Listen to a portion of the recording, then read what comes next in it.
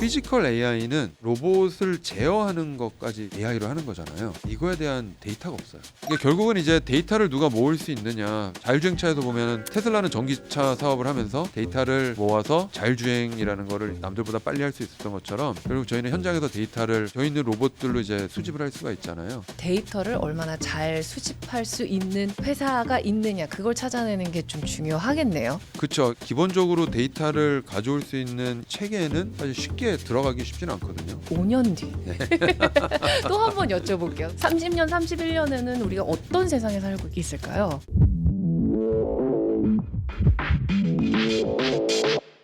산업을 이끄는 이들의 시각으로 미래를 발견하는 시간 플러스 리더스입니다. 자, 요즘 투자 시장에서 가장 뜨거운 키워드는 단연 로봇입니다. 마냥 먼 미래 공상 과학의 주인공으로만 머물렀을 것 같은 로봇이 이제는 일상으로 들어와서 투자가 몰리는 하나의 산업이 되었는데요. 자, 그 최전선에 남다른 행보를 자랑하는 한 창업가가 있습니다. 자, 세계 최초로 AI 서빙 로봇을 개발해서 상용화에 성공한 베어로보틱스의 하정우 대표님 모셨습니다. 안녕하세요. 네, 안녕하세요. 반갑습니다. 저는 베어로보틱스 창업자 하정우입니다. 베어로보틱스는 서빙 로봇을 시작을 해서 전반적인 호텔, 양로원, 산업용으로도 공장 또는 이제 물류센터 등에서 로봇 기술을 저희가 공급을 하고 있습니다. 그럼 대표님께서는 구글 엔지니어셨다가 그 뒤에 행보가 조금 네. 파격적이라고 해야 될까요? 예상치 못한 선택을 한번 하셨더라고요. 순두부 식당을 운영을 하신 적이 있으십니까? 아, 예. 저 미국에서 순두부집을 한 2년간 운영을 했습니다. 그렇게 힘든 일인지 이제 모르고 그렇게 한 거죠. 어떤 점이 가장 힘드셨어요? 일단 제가 충격적이었던 게 업무 강도가 굉장히 크다는 거죠. 식당에서 접시 나르는 게 그렇게 힘든가 하는데 접시 나르는 게 굉장히 힘들고 접시를 닦는 것도 굉장히 힘듭니다. 그거를 하루 종일 주 7일을 하게 되면은 몸에 부상이 올 정도의 그런 강도의 일이라고 생각하시면 될 것 같아요.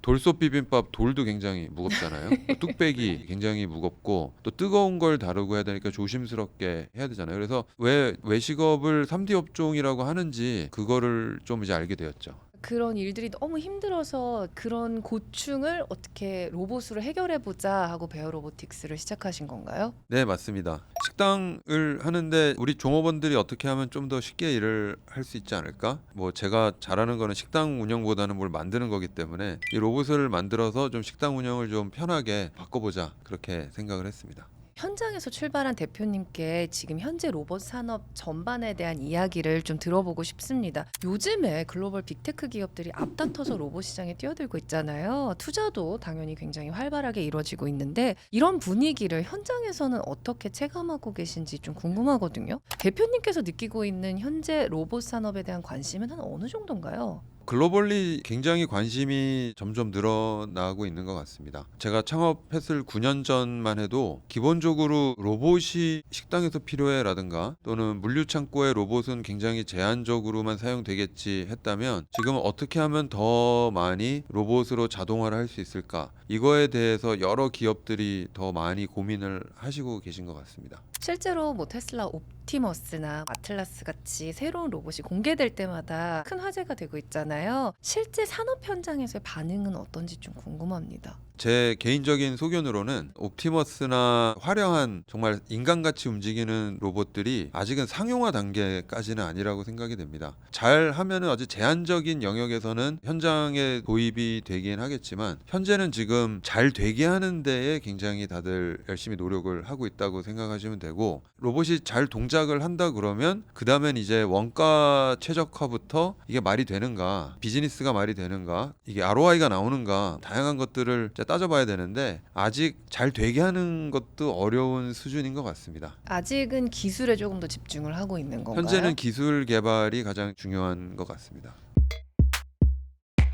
로봇 산업을 이끄는 기업들의 전략전도 요즘 워낙 핫하니까 대표님의 입을 통해서 한번 들어보고 싶습니다. 피지컬 AI 대표 주자 하면 테슬라 그리고 뭐 엔비디아 이렇게 생각이 나잖아요. 전략이 좀 다르던데 이 두 전략의 차이는 무엇이고 대표님 생각에는 어떤 장단점이 있다고 보십니까? 일단 엔비디아는 반도체를 팔아야 되는 기업이잖아요. 그러니까 반도체를 생태계를 잘 만들면 그 소프트웨어 기반으로 또 제품들이 개발되고 연구도 하고 하면은 그 생태계를 사용하기 위해서는 엔비디아 칩을 사용할 수밖에 없습니다. 그렇게 되면은 피지컬 AI가 어떻게 개발이 되더라도 엔비디아의 매출이 시장 점유율이 이제 계속 유지가 될 텐데, 만약에 그런 어떤 소프트웨어 플랫폼들이 없다면 사람들이 다른 반도체로 소프트웨어를 네. 이제 만들기 시작하면 시장이 여러 가지 이제 복잡해지겠죠. 그래서 엔비디아는 최대한 많은 섹터들, 다양한 유즈 케이스들을 쉽게 활용할 수 있게 소프트웨어 플랫폼을 만들어서 열심히 홍보를 해서 많은 사람들이 사용할 수 있게 하는 게 이제 전략이고요. 테슬라는 반면에 로봇을 가지고 굉장히 인간같이 움직일 수 있는 그 풀스택을 일단 개발을 해서 먼저는 자기 자신들이 갖고 있는 공장에만 적용을 해도 충분히 이제 볼륨이 나오잖아요. 그러니까 거기에 최적화돼서 일단 만들고, 일론 머스크의 궁극적인 목적은 이제 화성까지 가는 네. 거니까 화성에 산소 없이 로봇들이 일을 할 수 있게끔 그렇게 하는 것이 목표입니다. 이제 그러면서 외주 판매도 이제 하겠지만 이제 기본적으로는 테슬라 공장과 화성에 가는 것이 어떤 현재 지금 목표라고 생각을 하시면 될 것 같습니다. 그렇다면 베어 로보틱스는 어떤 전략과 조금 더 가깝다고 보시나요? 저희는 두 가지와도 좀 다르게 상용화하는 거를 어떻게 하면 빨리 할 수 있을까, 얼마나 빨리 이 제품을 이제 고객들이 쓸 수 있게끔 만들까 하는 회사라고 생각해 주시면 좋겠습니다. 그러니까 기술만 있다고 이게 다 되진 않거든요. 이게 잘못 보면은 휴머노이드 하나가 나와서 이 모든 거를 다 해결할 것 같은데, 실제로 보면은 10kg를 들어야 되는 로봇과 50kg를 들어야 되는 로봇이 무게와 이 모양이 다 달라져야 됩니다. 그러기 위해서는 이 기술을 어떻게 잘 녹여서 정말로 그 문제를 쉽게 해결하는 제품을 만드느냐가 이제 중요한데, 예를 들어서 휴머노이드를 굉장히 맹신하시는 분들은 이런 얘기도 해요. 미래에는 자율주행차가 필요 없다. 지금 우리는 자율주행차를 가고 있는데 네. 왜냐하면은 휴머노이드가 대신 운전해 줍니다. 근데 이제 다시 생각해보면, 아니 자율주행차를 할 수 있는데 굳이 왜 휴머노이드를 내 운전석에 앉혀서 운전을 시키냐. 오히려 공간이 더 차지하잖아요. 그렇죠. 그러니까 저는 상품 기획적으로 보면은 자율주행차, 휴머노이드 두 개가 있으면 자율주행차가 훨씬 좋죠. 공간을 그만큼 상용화. 더 활용할 네. 수가 있고요. 이제 휴머노이드가 나와도 미래는 휴머노이드 타입의 로봇과 딜리버리 타입의 로봇과 청소기 타입, 이 로봇 세 가지가 공존할 것 같아요. 각각이 장점들이 있거든요. 휴머노이드는 좁은 데서 이렇게 막 다양한 조작을 할 수 있다면 멀리 물건을 날라야 돼요. 뭐 창고에서부터 뭐 공장 라인까지 물건을 날아야 되는데, 휴머노이드가 천천히 움직이는 것보다 크게 한 번에 슉 나르는 게 좋잖아요. 그러면은 거기서 물건을 빼서 다른 데다 넘겨주거나 아니면 실제 뭐 작업을 하거나 하는 거는 휴머노이드가 할 수 있겠죠. 근데 식당 같은 경우는 또 다른 것 같아요. 휴머노이드가 센서들이 훨씬 더 발전이 돼야 되는 게, 가장 지금 약점이 뭐냐면은 촉각이에요. 사람의 눈보다 그 더 뛰어난 수준으로 요즘 컴퓨터 비전을 한다고 하지만 사람의 몸에 있는 수많은 이 촉각 센서 같은 것들이 로봇엔 없어요. 일부 뭐 모터의 그 역토크 같은 걸로 뭐가 이렇게 눌렸느니 이제 잘 잡았느니 이런 거를 체크할 수 있는데, 예를 들어서 모든 팔에다가 카메라를 달지 않는 한 지나가다가 뭘 툭 치는 거를 사람은 인식을 하잖아요. 그쵸. 근데 이런 걸 인식을 못하니까 어이없는 상황이 생길 수 있어요. 건드렸는데 음. 계속 밀고 지나간다든가 움찔만 해도 아주 위험한 생과는 그렇죠. 피할 수 있는데, 이런 사람들이 많은 공간에서 안전하게 만들 수 있을까? 아예 더 좋은 센서들이, 저렴하고 좋은 촉각 센서들이 생기거나 아니면 다른 방식으로 그것들을 이제 피할 수 있는 그런 것들이 좀 필요할 것 같고요. 그리고 기본적으로 사람들이 봤을 때 이제 무섭거나 그러면 안 돼요.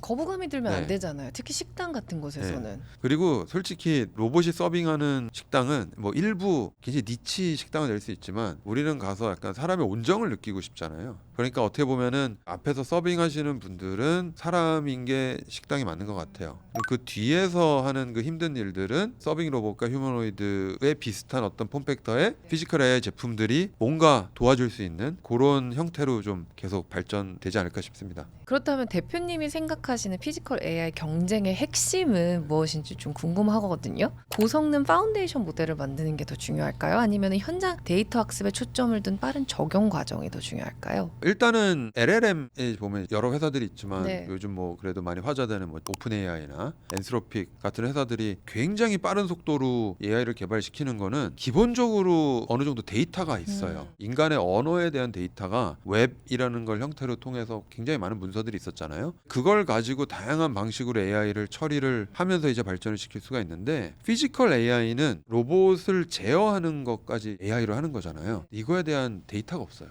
이제 쌓아야 되는 건가요? 그렇죠. 그러니까 이제 합성한 데이터들 또는 이제 원격 조정해서 뭔가를 이렇게 시켜보는 거 가지고 시뮬레이터에 넣어서 그걸 막 데이터를 더 만들어내서 이렇게 하지만 이렇게 했을 때 어느 정도까지는 데모를 보여주고 뭐 일부 뭐 현장에 적용할 수 있겠지만 완전히 우리가 생각하는 모습으로까지는 더 많은 데이터가 필요합니다. 근데 아무도 이 데이터를 가진 사람이 없고 최근에 그런 뉴스 나오잖아요. 가정용 로봇, 빨래 접어주는 로봇을 뭐 얼마에 팝니다. 근데 지금 그 로봇이 돼서가 아니라 다 원격으로 조종하겠다는 거거든요. 그러면서 자기네들은 데이터를 모아하겠다. 그런 목적으로 지금 하고 있습니다. 이게 결국은 이제 데이터를 누가 모을 수 있느냐. 자율주행차에서 보면은 테슬라는 전기차 사업을 하면서 데이터를 모아서 자율주행이라는 거를 남들보다 빨리 할 수 있었던 것처럼 지금 다 어차피 뭐 1, 2년 차이지 다들 이제 출발선상에 있는 거고 그래서 저희는 이제 조심스럽게 우리 같은 현장과 친한 회사들이 결국 저희는 현장에서 데이터를 저희 있는 로봇들로 이제 수집을 할 수가 있잖아요. 이걸 가지고 계속 AI를 개발시키는데 좀 좋은 위치에 있지 않을까. 그러니까 저희가 지금 한 16,000대 정도를 이제 shipping을 했는데 네. 아무리 좋은 제품이 있어도 이 정도 하려면 시간은 좀 걸리거든요. 그러니까 저희는 이제 뭐 피지컬 AI 제품을 저희 이제 제품군에 이제 추가를 하면 현장 도입이나 이런 것들이 굉장히 좀 많이 준비가 돼 있어서 데이터를 잘 모을 수 있는 회사 그렇게 생각을 해주시면 좋겠습니다. 현장 데이터를 수집하는 게 관건이다라고 말씀을 해주셨잖아요. 근데 저희가 데이터를 AI에 학습시키면은 어떻게 되는지를 그래도 LLM 모델들을 통해서 봤잖아요. 그렇다면 투자의 관점에서 봤을 때는 그 데이터를 얼마나 잘 수집할 수 있는 회사가 있느냐 그걸 찾아내는 게 좀 중요하겠네요.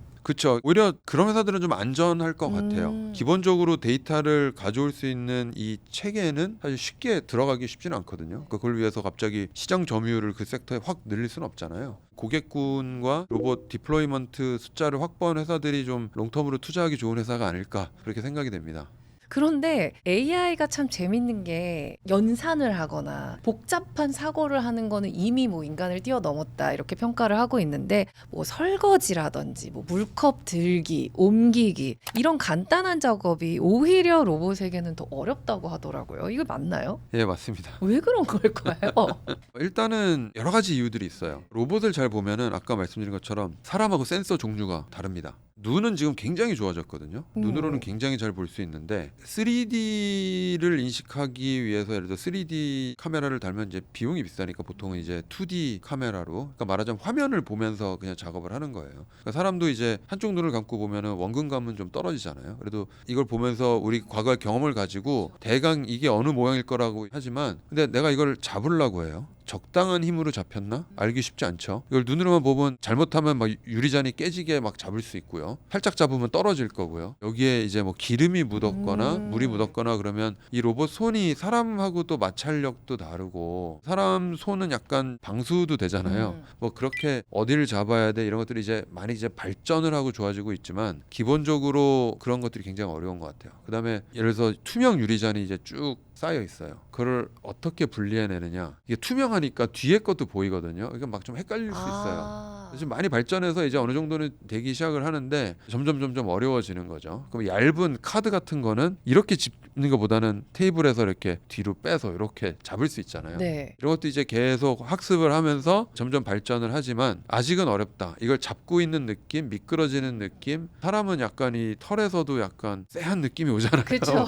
이제 그런 종류의 어떤 촉이라는 게 아직은 없어서 좀 어려운 것 같고 그다음에 또 하나 손을 만들었다고 치는데 이걸 식당에서 주방에서 일하려면 방수도 돼야 돼요. 손도 씻어야 돼요. 음식 찌꺼기가 이런 부품 사이에 들어가서 이게 잘 걷어내지지 않으면 오히려 더 오염을 시키게 되잖아요. 그래서 손도 잘 씻을 수 있는 로봇이 나와야 주방에서 일할 수가 있습니다. 대표님이 한 4년 전인가 인터뷰한 거를 제가 보고 왔는데 그때 5년 후를 예측해 달라는 질문에 말씀하신 게 두 가지가 기억이 나요. 일단은 생각보다 좀 휴머노이드 형태가 아닌 좀 기계 형식을 갖고 있는 로보틱스에 좀 사람들이 조금 더 마음을 쉽게 열 것 같다. 그리고 그런 의미에서 한 5년 뒤에 가장 먼저 상용화되는 형태의 로봇은 길을 다니면서 배달하는 로봇일 것이다라고 말씀을 해주셨는데 실제로 4년 전이니까 그 근접한 미래에 그게 실제로 일어나고 있잖아요. 그렇다면은 5년 뒤 또 한 번 여쭤볼게요. 5년 뒤에 이 영상이 또 파묘가 될 수 있게 5년 뒤니까 2000 뭐 한 30년 31년에는 우리가 어떤 세상에 살고 있을까요? 산업용 쪽에는 휴머노이드 타입의 로봇들이 많이 도입이 될 텐데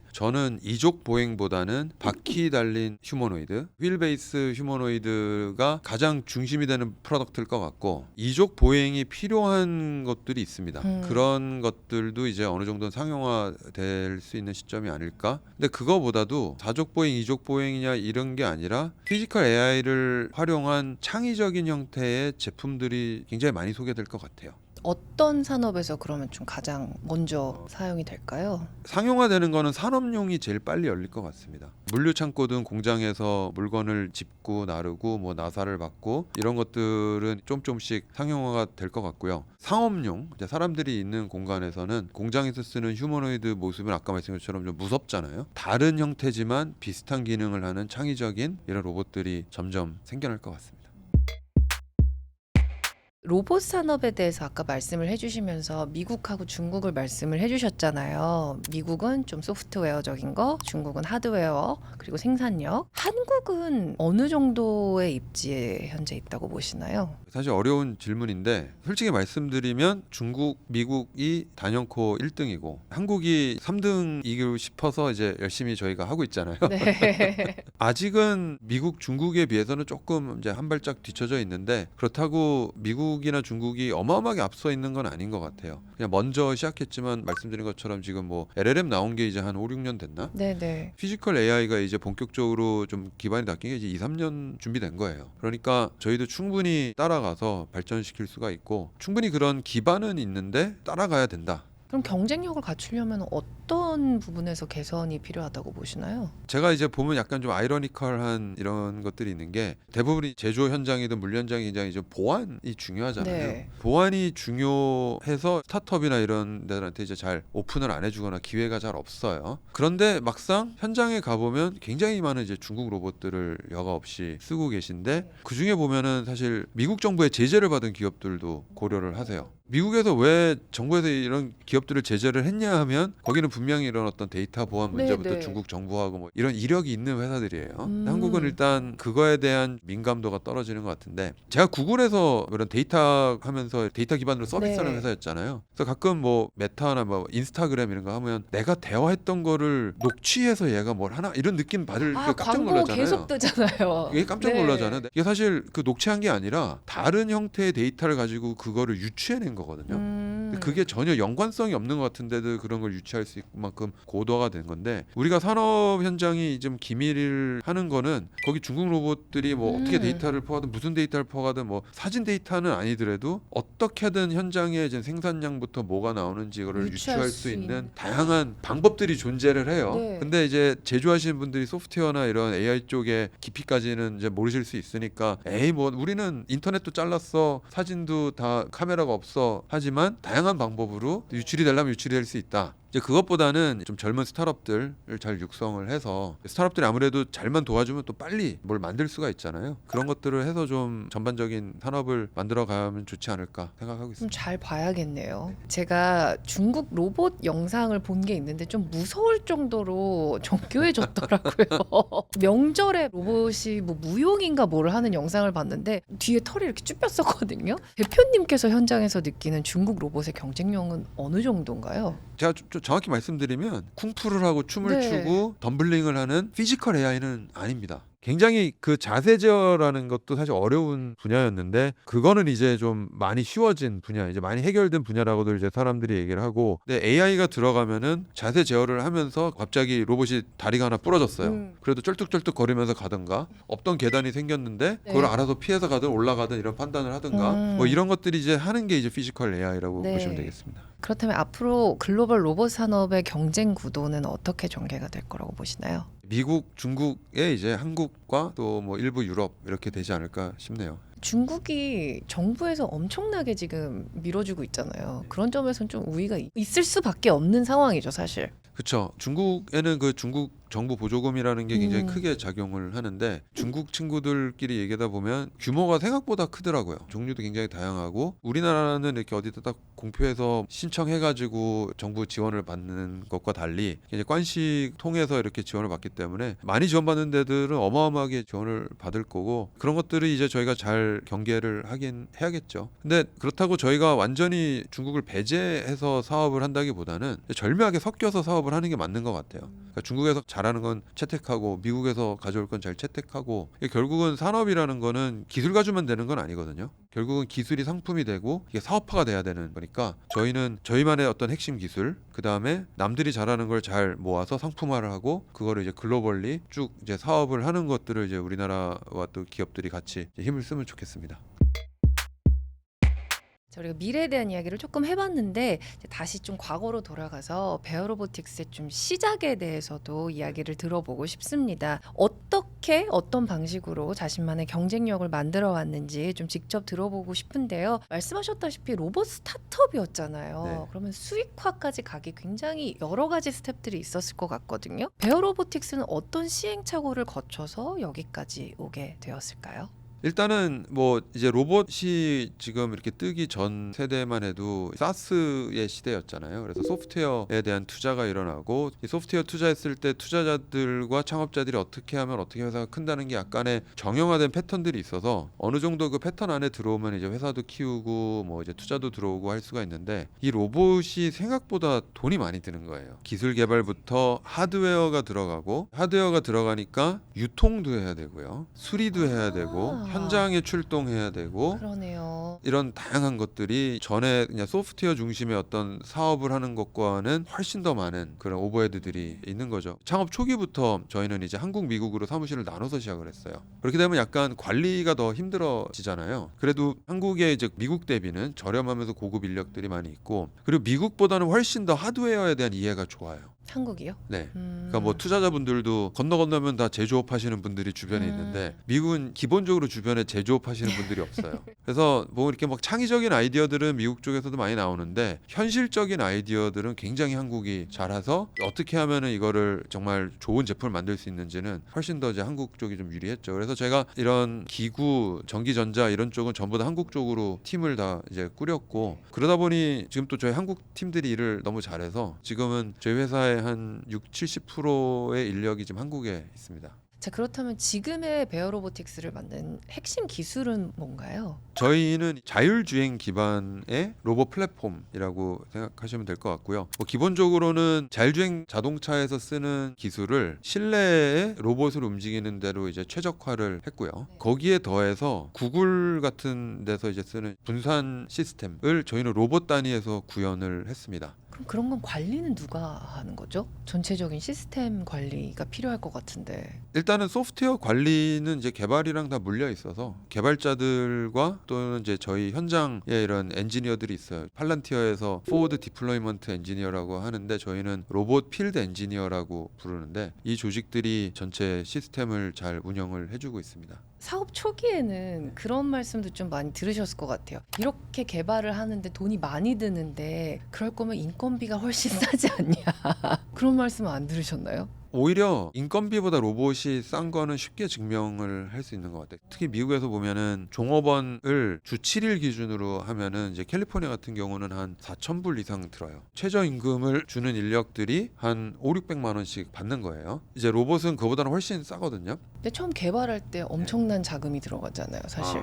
초기에는 제품이 완전하지 않으니까 저희 직원이 항상 현장에 출동해서, 말하자면 이제 어린애 취급을 많이 했거든요. 그러다 보니까 이걸 가지고는 막 1,000대씩 팔 수는 없어요. 그러면 그게 다 돈이잖아요. 이제 그러면서 저희가 어떻게 하면 이 로봇을 잘 관리할 수 있을까 해서 원격 관리 시스템을 잘 만들었고요. 그래서 이제 저희 사무실에서 개발자부터 현장 인력들이 굉장히 많은 정보를 해서 원격으로 지원을 하고 원격으로 문제를 복구를 할 수가 있죠. 그래서 저희는 지금 전 세계 로봇을 저희 사무실에서 거의 한 90% 이상의 문제를 해결을 하고 있습니다. 그러면서 어떤 원가 경쟁력이 굉장히 이제 생긴 거고요. 또 한 가지는 현장에 나가면 로봇 기술보다 더 문제가 네트워크입니다. 네트워크가 맨날 붙었다 떨어졌다 하고, 네트워크가 잘 된 환경보다 오히려 안 좋은 환경들이 많아요. 그러다 보니까 로봇이 네트워크에서 떨어졌을 때에 문제가 되면 안 되잖아요. 그래서 저희는 이거를 분산형으로, 요즘 말로 하면 에이전틱 시스템을 만든 거예요. 그러니까 로봇이 서로 협동을 하는데 각자 자기의 지능을 가지고 움직입니다.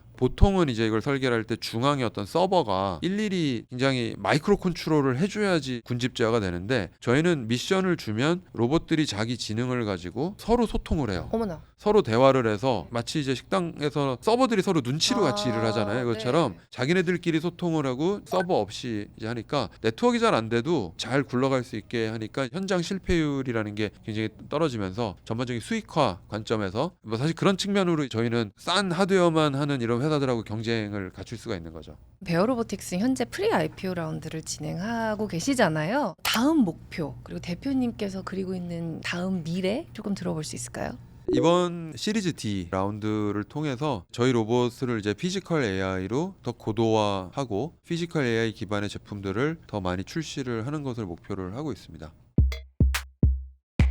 자, 하정우 대표님의 성공 공식은 현장에서 답을 찾는 반짝이는 시간, 기술을 현실로 만드는 힘이었습니다. 자, 피지컬 AI 시대, 결국 시장의 선택을 받는 기업은 화려한 기술을 가지고 있는 기업 뿐만 아니라 그 기술을 가지고 어떻게 일상에서 적용을 해서 변화를 만들어내는 기업일지, 그 점을 조금 더 중요하게 봐야 될 것 같습니다. 자, 하정우 대표님의 이야기는 여기까지입니다. 시청해주신 여러분 고맙습니다. 감사합니다.